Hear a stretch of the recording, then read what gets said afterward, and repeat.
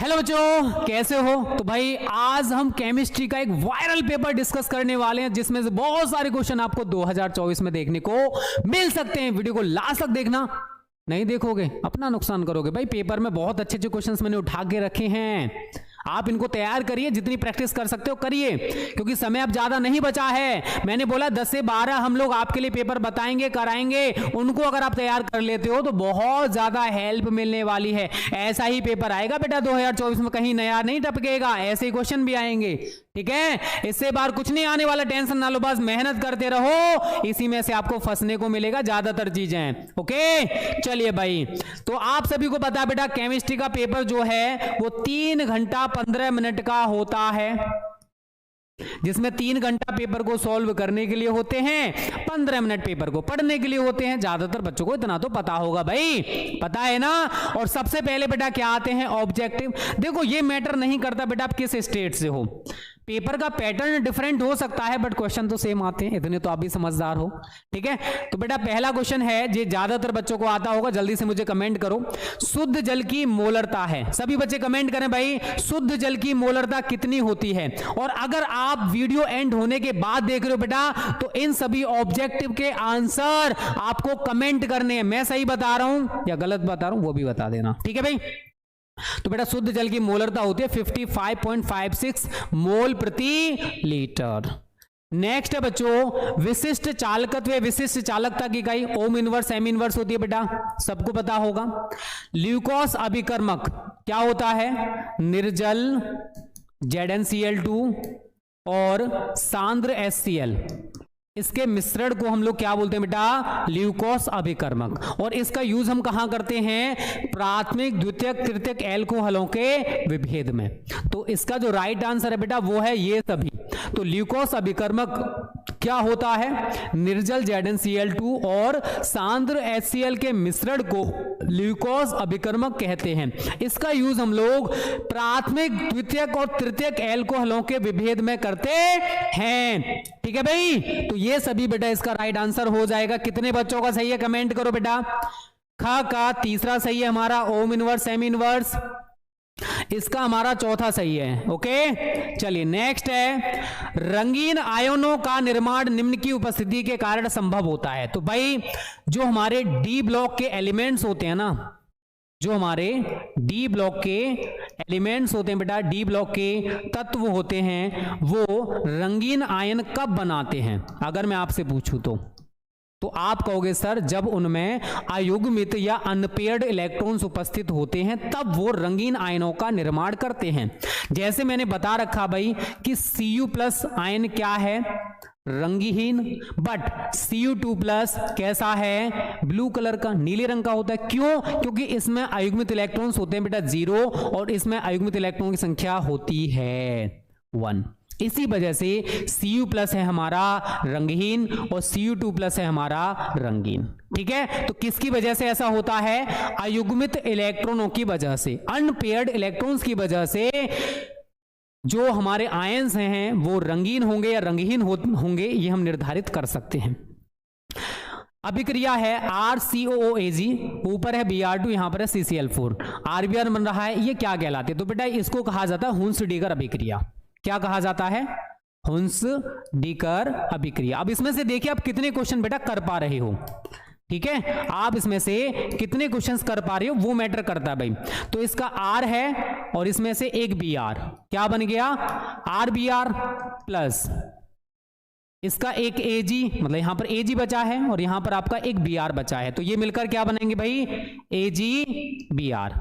ये क्या है? एल्किल हैलाइड है और ये COO मिलकर बेटा CO2 के रूप में निकल जाएगा, कार्बन डाइऑक्साइड गैस हमारी यहां पर निकल जाएगी। तो इस तरीके से हमारी हुंस-डीकर अभिक्रिया में रिएक्शन होने वाली है भाई, रिएक्शन होती है। याद रखोगे सभी बच्चे? याद रखोगे ना, भूलना मत, ठीक है। चलो एमिनो अम्ल निम्न के निर्माण की संरचनात्मक इकाई होते हैं। भाई तो एमिनो अम्ल किसके निर्माण में पार्टिसिपेट करते हैं? तो सभी को पता होगा, प्रोटीन। तो अब मेरे को सभी बच्चे भाई जितने भी अभी देख रहे हो, इन 6 में से कितने ऑब्जेक्टिव आपको आते थे? कमेंट करो जल्दी से भाई। 6 में से कितने ऑब्जेक्टिव आपको पता थे? जो बच्चे बाद में देख रहे हैं, वीडियो के एंड होने के बाद देख रहे हैं, वो आप कमेंट कर सकते हो कि आपको 6 में से कितने आते थे। वीडियो को लाइक नहीं किया, लाइक कर दो यार, जल्दी से कर दिया करो। और भाई ये पीडीएफ हम आपको फ्री ऑफ कॉस्ट प्रोवाइड कर देंगे अगर 200 प्लस लाइक्स हमारे इस वीडियो पर आ जाते हैं तो, ठीक है। आपको इसी वीडियो के डिस्क्रिप्शन में मिल जाएगी। और कंप्लीट स्टडी मटेरियल चाहिए तो भाई आप हमारा पेड कोर्स ज्वाइन कर सकते हो बेटा, तांडव बैच, जिसकी फी केवल 499 रुपीज है बोर्ड एग्जाम तक का। तो कुछ ज्यादा समय बर्बाद करोगे, ऐसा कंटेंट आपको मिलेगा, ऐसे वायरल पेपर हम आपको 10 से 12 विद सॉल्यूशन देंगे भाई, मॉडल पेपर देंगे, इंपॉर्टेंट क्वेश्चन विद सॉल्यूशन रहेगा। तो 500 रुपए सोच रहे हो? जल्दी से ज्वाइन करो भाई, 9058704381 इस नंबर पर अभी कॉल या मैसेज करो और जल्दी से ज्वाइन कर लो, देरी मत करो, क्योंकि ये लिमिटेड टाइम ऑफर है, फिर फी बढ़ जाएगी, फिर मत कहना भाई। चलिए इसके बाद आते हैं बेटा short type and very short type question. इनमें से देखिए आप लोग कितने तैयार कर बैठे हो। सीरियम सीई जिसका परमाणु क्रमांक होता है भाई 58 की +3 तथा +4 ऑक्सीकरण अवस्थाएं स्थायी क्यों होती हैं? मतलब इसकी ये +3 और +4 ही पॉसिबल है, इससे ज्यादा कम पॉसिबल नहीं है, ऐसा क्यों होता है? अगला है बेटा एक न्यूमेरिकल, एक अवाष्पशील विलेय पदार्थ जिसका मोलर द्रव्यमान आपको दे रखा है 40 ग्राम प्रति मोल के उस द्रव्यमान की गणना कीजिए जिसको 114 ग्राम ऑक्टेन में घोलने पर उसका वाष्प दाब कितना हो जाए? 80% तक कम हो जाए। आता है क्या? नहीं आता? सॉल्यूशन चाहते हो? कमेंट कर देना, ज्यादा से ज्यादा करा देंगे, टेंशन ना लो, ठीक है भाई। निम्नलिखित सेल के मानक ईएमएफ का मतलब जानते हो भाई? वैद्युत वाहक बल, इलेक्ट्रोमोटिव फोर्स, ठीक है भाई। नहीं पता तो मैंने बता दिया, सेल का विद्युत वाहक बल Zn/Zn2+, ये हमारा इलेक्ट्रोकेमिस्ट्री का बेटा एक न्यूमेरिकल है, ठीक है। आता है पेपर में, पूछा जा सकता है। इसका हमें समावयव बताने हैं भाई, उप सहसंयोजक यौगिक, अगर आपने पढ़ रखा बेटा ये उससे पूछा गया क्वेश्चन है, ठीक है। यहां से IUPAC इस चैप्टर से आपको जरूर देखने को मिलेंगे, और जितने मैं बताऊं उतने अगर आप तैयार कर लेते हो तो आपका उसी में से कल्याण हो जाएगा। इसमें से देखो कितने आते, नहीं आते कोई दिक्कत नहीं भाई, क्वेश्चन देखो ऐसे पेपर में आपको मिलेंगे। कोलराउस का नियम क्या है? इसका एक अनुप्रयोग उदाहरण सहित लिखिए। आता है? नहीं आता? तैयार कर लेना। निम्न अभिक्रिया की कोटि, भाई ये तो मैं बता चुका हूं, H2+Cl2 शून्य कोटि वाला बेटा, कर लोगे। फिर एक न्यूमेरिकल आ गया हमारा FeSO4 विलयन तथा अमोनियम सल्फेट विलयन का क्वेश्चन देखो बेटा किस टाइप के आ रहे हैं। नेक्स्ट है कीटोन फेलिंग विलयन तथा टोलिन अभिकर्मक को अपचयित नहीं करता, जबकि फ्रक्टोज कीटोन समूह होते हुए भी कर देता है, ऐसा क्यों होता है भाई? ठीक है, कमेंट करना अगर आते हैं ये क्वेश्चंस, नहीं आते हैं बेटा इनकी प्रैक्टिस करना, बस इतना ही बोलूंगा। अगर नहीं आते, सॉल्यूशन चाहते हो, आपको कहीं नहीं मिल रहे, हम करा देंगे भाई, ठीक है। इन क्वेश्चंस को एक जगह लिखते जाओ। नेक्स्ट है बेटा क्वथनांक में उन्नयन से आप क्या समझते हैं? क्वथनांक में उन्नयन और विलेय के मोलर द्रव्यमान में संबंध हमको स्थापित करना है। निम्नलिखित संभव अभिक्रियाओं की सहायता से मैग्नीशियम, जिंक, कॉपर और सिल्वर को उनके घटते हुए इलेक्ट्रोड विभवों के क्रम में, अर्थात वैद्युत रासायनिक श्रेणी के क्रम में लिखिए। इलेक्ट्रोकेमिकल सीरीज पढ़ी है तो आप बेटा इसका आंसर चुटकियों में दे सकते हो, नहीं पढ़ी है तो कहां से पढ़ोगे भाई? पढ़ लो यार, थोड़ा मेहनत कर लो, टाइम नहीं बचा है अब, ठीक है। नेक्स्ट बेटा संक्रमण धातुओं की जो एटॉमिक रेडियस होती हैं किसी श्रेणी में किस प्रकार परिवर्तित होंगे? 3D, 4D, 5D, 6D श्रेणी में किस प्रकार परिवर्तित होती है और क्यों? संक्रमण धातुओं के आयन प्रायः अनुचुंबकीय होते हैं, ऐसा क्यों?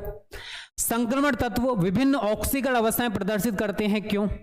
घ है बेटा रासायनिक समीकरण देते हुए सिद्ध कीजिए कि ग्लूकोज अणु में 5 OH समूह तथा एक CHO समूह उपस्थित है। ग्लूकोज से रजत दर्पण हम कैसे बनाएंगे? कितने कर सकते? बहुत इजी क्वेश्चन है बेटा, कुछ आपको टिपिकल लगेंगे, मुझे पता है क्योंकि आपने उनको पढ़ नहीं रखा होगा।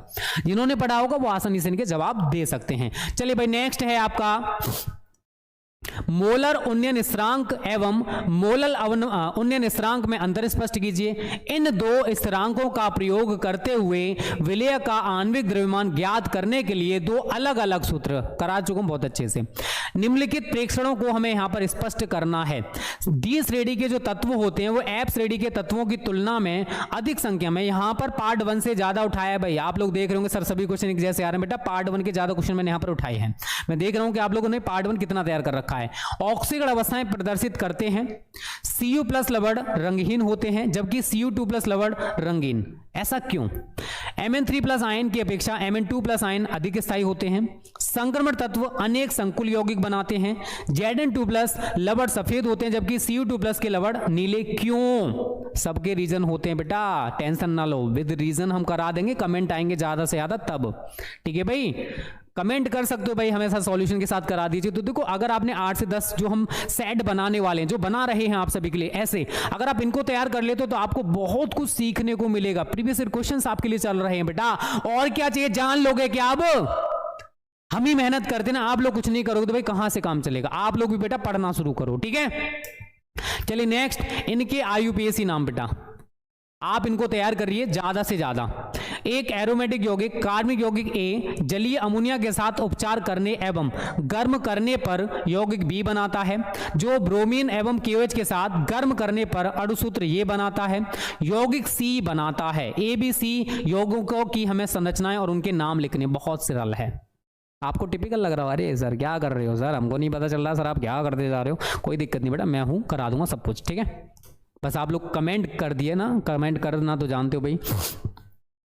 एक एरोमेटिक यौगिक कार्बनिक यौगिक ए है, ये क्लोरोफॉर्म और KOH के साथ अभिक्रिया करता है और बी और सी देता है। भाई अब मेरे को बताओ ऐसा कौन सा एरोमेटिक कंपाउंड है जो क्लोरोफॉर्म और KOH के साथ क्रिया करता है? आपने पढ़ रखा होगा भाई, नहीं पढ़ा है कोई दिक्कत नहीं, हम पढ़ा देंगे। जिनका जिंक चूर्ण के साथ आसवन करने से यौगिक डी बनता है, डी के ऑक्सीकरण से हमें इस अणुसूत्र का एक यौगिक प्राप्त होता है ई। अब ABCDE की पहचान कीजिए, प्रत्येक अभिक्रिया का हमें यहां पर समीकरण भी लिखना है बेटा, ये क्वेश्चन आएगा, अथवा आप इन पर टिप्पणियां लिख सकते हो। विलियमसन संश्लेषण अभिक्रिया, किण्वन पायरोलिग्नस अम्ल से मैथिल अल्कोहल कैसे प्राप्त करेंगे भाई, ये तो सबको आता होगा बेटा, देख लो कुछ ऑर्गेनिक से भी हमने यहां पर उठा के रखे हुए हैं। पहला ये है अभिक्रिया 2A प्लस बी, ये बना रही है 2C प्लस 3D। इसके सांद्रण में C के सांद्रण में परिवर्तन की दर 1 मोल पर लीटर सेकंड है। अभिक्रिया का वेग क्या होगा और AB व D के सांद्रण में क्या परिवर्तन होगा, उसकी दर हमको ज्ञात करनी है। नंबर 2, अभिक्रिया 2A से उत्पाद बन रहा है, इसमें A की सांद्रता 10 मिनट में 0.5 मोल पर लीटर से घटकर 0.4 मोल पर लीटर हो जाती है, और इस समयांतराल में अभिक्रिया का वेग हमको ज्ञात करना। अगर आपको ये दोनों नहीं आते तो आप इसको कर सकते हो, ठीक है भाई।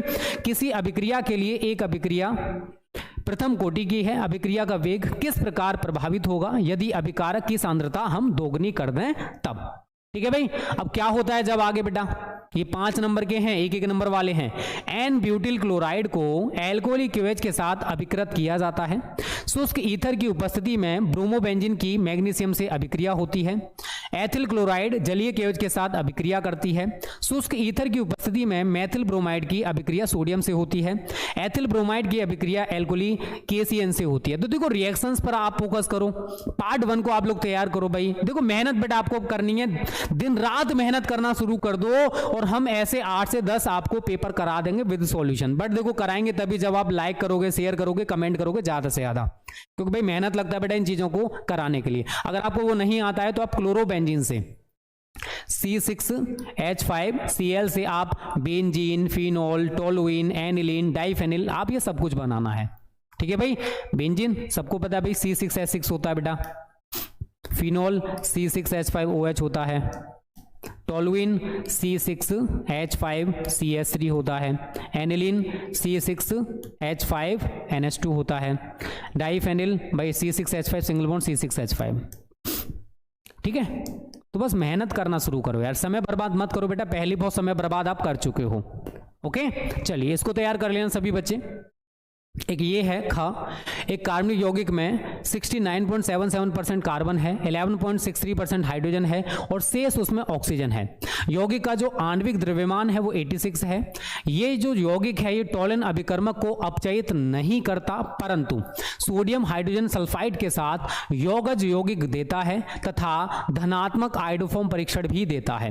प्रबल ऑक्सीकरण पर यह एथेनोइक अम्ल व प्रोपिनोइक अम्ल भी बनाता है। संभाव्य यौगिक का संरचना सूत्र लिखिए। अगर आपको वो नहीं आता तो इन पर टिप्पणियां आप लिख सकते हो। 5 नंबर ये करोगे तभी 5 नंबर मिलेंगे बेटा। और क्लेजन अभिक्रिया, कैनेजर अभिक्रिया, रोजेनमुंड अभिक्रिया इनको करते हो तो यहां पर भी आपको 5 ही नंबर मिलने वाले हैं। तो आपके ऊपर मैटर करता है कि आप ऊपर वाला करोगे या फिर नीचे वाला करोगे। ठीक है भाई, कोई भी एक करना है, 5 नंबर का सवाल है भाई, ऐसे तो आप छोड़ के नहीं आओगे। ठीक है, तो ये है बेटा कुछ क्वेश्चंस जो आपको अपने पेपर में देखने को मिल सकते हैं। ये आपका पेपर था एक, आप अगर चाहते हो, ये पहला पेपर है केमिस्ट्री का जो हमने अपनी तरफ से बनाया है। आप इसमें से कितना कर पाते हो भाई वो मेरे को बताना, 30%, 40%, 20%, कोई दिक्कत नहीं है। अगर आप चाहते हो सर इसका सॉल्यूशन भी करा दो तो ज्यादा से ज्यादा कमेंट करना भाई। ठीक है, ये पीडीएफ 200 प्लस बच्चे लाइक कर देंगे, उनको मिल जाएगा। जो बच्चे पेड हैं उनको एप्लीकेशन में ये अपडेट मिल जाएगा इस संडे में। ठीक है बेटा, और जिन बच्चों को चाहिए स्टडी मेटेरियल कंप्लीट केवल 499 रुपीज में, तो बेटा जल्दी से इस नंबर पर कांटेक्ट कर लो, देरी मत करो। 499 रुपए, 1 साल से ज्यादा नहीं होते। कंटेंट की क्वालिटी आपको यहां पर दिख रही है, किस टाइप का कंटेंट आपको यहां पर मिलने वाला है। बहुत मेहनत लगता है हमारा इनको बनाने के लिए। ठीक है भाई, तो जिन बच्चों ने अभी तक ज्वाइन नहीं किया जल्दी से कॉन्टैक्ट करो, लिमिटेड टाइम ऑफर है, फिर बढ़ जाएगा फी। ओके, चलिए सेशन कैसा लगा कमेंट कर देना, अच्छा लगा है तो वीडियो को लाइक और शेयर कर देना। ओके बच्चा बाड़ी, फिर मिलेंगे, तब तक के लिए टाटा बाय बाय, टेक केयर।